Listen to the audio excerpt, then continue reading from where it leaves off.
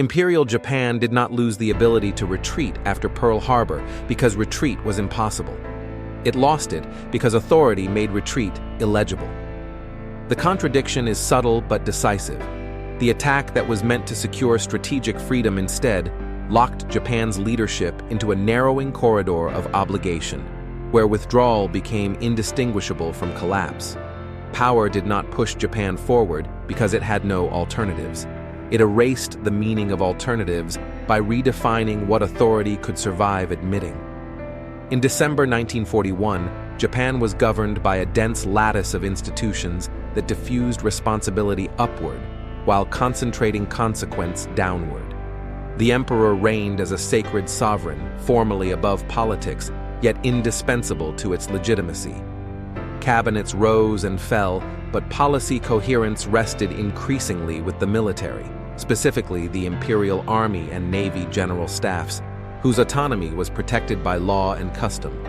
No government could form without their participation.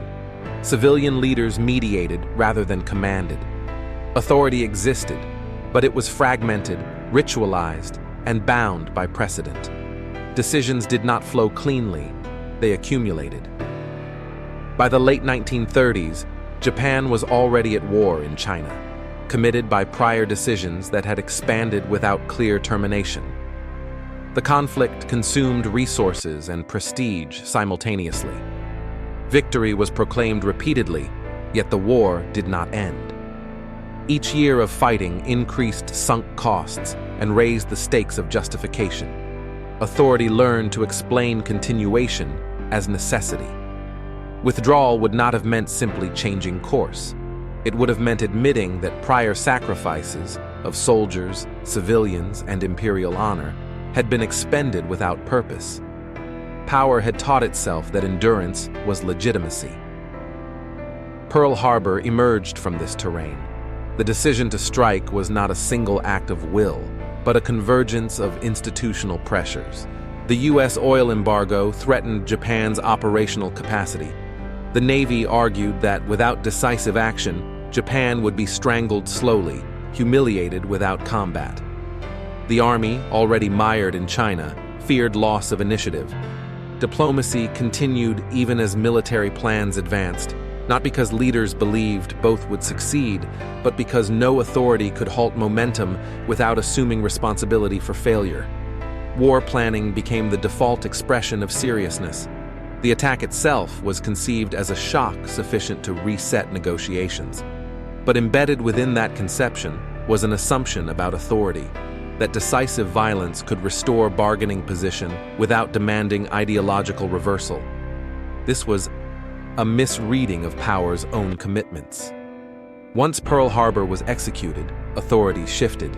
The act did not merely provoke war with the United States. It reclassified Japan's leadership as the author of an irreversible event. From that moment, legitimacy depended on demonstrating that the decision had been unavoidable and correct.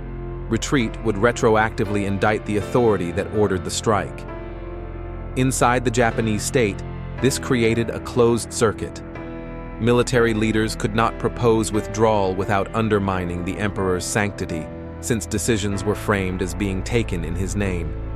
Civilian officials could not challenge military judgment without destabilizing the constitutional fiction that preserved unity. The emperor, positioned as above contestation, could not intervene openly without revealing the extent of his involvement. Authority was everywhere invoked and nowhere accountable. Power did not fail through chaos. It hardened into ritual. As the war expanded across the Pacific, early victories reinforced this dynamic. Territorial gains were read not as temporary leverage, but as confirmation of resolve. Each conquest raised expectations at home and narrowed the range of acceptable outcomes. To relinquish ground would not have been a strategic adjustment. It would have been a confession that authority had misjudged the war's nature. Military culture, already structured around notions of honor and sacrifice, translated strategic setbacks into moral tests. Authority survived by demanding endurance rather than reconsideration. Over time, dissent did not vanish, it went underground.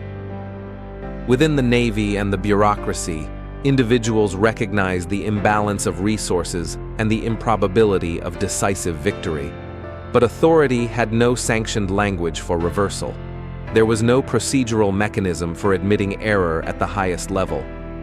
Conferences produced consensus, not because agreement existed, but because disagreement could not be resolved without fracturing the image of unity. Power maintained coherence by suppressing articulation, not by persuading. The longer the war continued, the more retreat threatened to unravel the entire edifice. Cities were bombed, shipping lanes collapsed, food shortages spread. Yet these pressures intensified the logic rather than broke it. Suffering became proof of commitment. Authority reframed endurance as evidence that the nation remained worthy of survival. Any proposal to negotiate from weakness risked being interpreted as betrayal of those already lost. Power had bound legitimacy to perseverance. By 1944 and 1945, the strategic situation was dire. Military defeat was no longer speculative.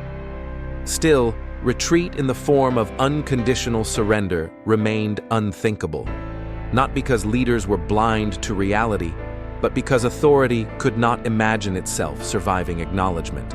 The war had become the structure through which power justified its own existence.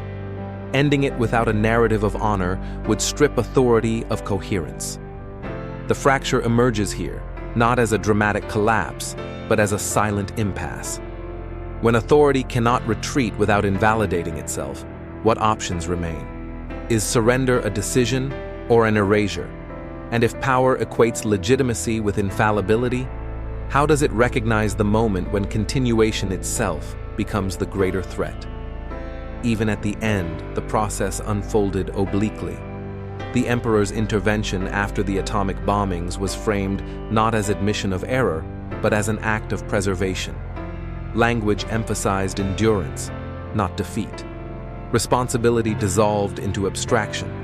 Authority survived by transforming surrender into continuity under altered terms, preserving the imperial institution even as the state capitulated.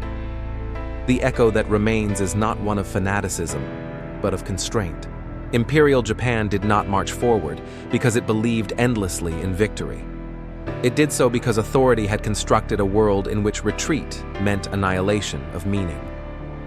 Pearl Harbor did not trap Japan militarily as much as it trapped its leadership within a definition of power that could not tolerate reversal.